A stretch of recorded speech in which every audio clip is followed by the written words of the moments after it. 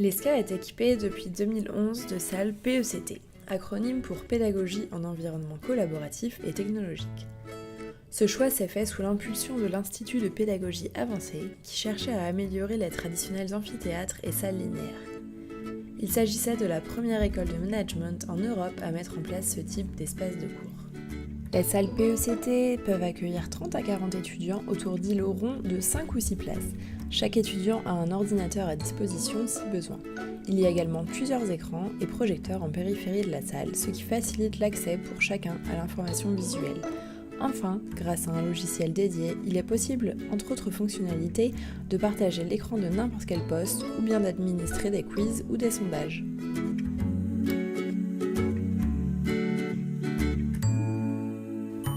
La littérature s'intéresse depuis une vingtaine d'années à l'impact de l'environnement sur l'apprentissage des étudiants. Elle a par exemple montré les limites des salles de classe linéaires, c'est-à-dire les salles de classe traditionnelles avec les tables les unes derrière les autres. Elle a montré que si on laisse les étudiants se positionner librement dans les salles de classe, les premiers rangs sont composés d'étudiants qui ont envie d'apprendre, qui ont une volonté d'apprendre, de discuter, de répondre aux questions et évidemment d'avoir une vraie proximité avec l'enseignant, de pouvoir l'écouter.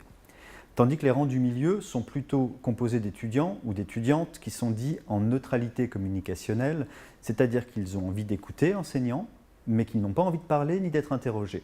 Et ils pensent, à juste titre souvent, que les deux premiers rangs vont essuyer les plâtres en quelque sorte, et eux seront interrogés par l'enseignant.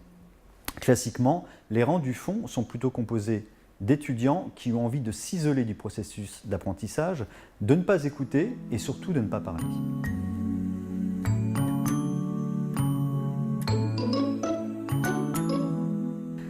Dans une salle de classe linéaire, on estime qu'un enseignant dispose d'un tiers de l'espace. Dans une salle de classe de pédagogie en environnement collaboratif et technologique, toute la salle est à l'enseignant. Il n'y a plus d'espace de confort, le bureau est collé contre le mur et tout est à lui, tout l'espace est à lui. Il peut circuler entre les tables, se rapprocher de ses étudiants. La proximité géographique spatiale est très très importante dans ce que l'on appelle la dimension socio-affective de l'enseignement et de l'apprentissage. L'enseignant peut aller voir un groupe puis un autre, accompagner mieux les groupes de travail lorsqu'ils sont en activité, mieux saisir les incompréhensions ou la compréhension de ses étudiants et mettre en relation potentiellement les groupes les uns avec les autres en se déplaçant dans tout l'espace qui est désormais le sien dans cette salle.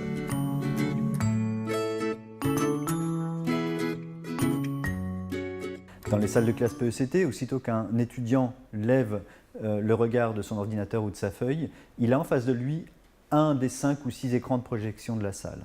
Par ailleurs, la structure collaborative de la salle induit une proximité systématique entre les étudiants constituant une marguerite et potentiellement entre 2 marguerites ou entre 3 marguerites.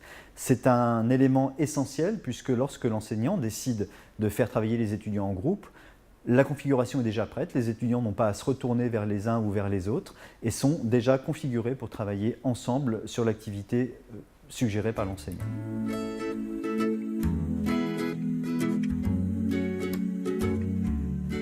La recherche montre que l'attention des apprenants, adultes ou pas, répond à un cycle. On estime généralement la durée de ce cycle à environ 20 minutes, avec un pic au bout de 9-10 minutes, puis une phase descendante, amenant l'attention au bout de 20 minutes à environ 50% de son maximum. Ça induit que l'enseignant, pendant un cours, pendant une séance de cours, doit impérativement varier les stratégies pédagogiques. Ainsi, si au bout de la 20e minute, l'enseignant provoque un changement d'activité pédagogique, un exercice, un débat, une discussion entre étudiants ou avec les étudiants, on a observé que le cycle d'attention repartait pour 20 minutes supplémentaires, etc., etc. Cette variation de stratégie pédagogique est souvent difficile à mettre en œuvre dans une salle de classe linéaire du fait de sa structure et de sa configuration.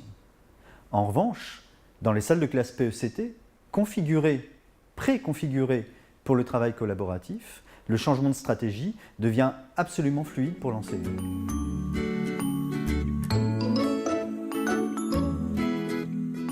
Dans les années 30, lorsque Einstein enseignait à Princeton, il disait qu'avec ses étudiants, il créait un environnement dans lequel ils avaient envie d'apprendre. Nous considérons à l'ESCA que cela passe aussi par la configuration de l'espace physique d'apprentissage, avec les salles PECT certes, mais aussi avec des salles disposant de mobilier amovible permettant de configurer l'espace selon les besoins de l'enseignant, mais aussi avec des salles de travail collaboratives réservées aux étudiants. SK, créateur d'avenir.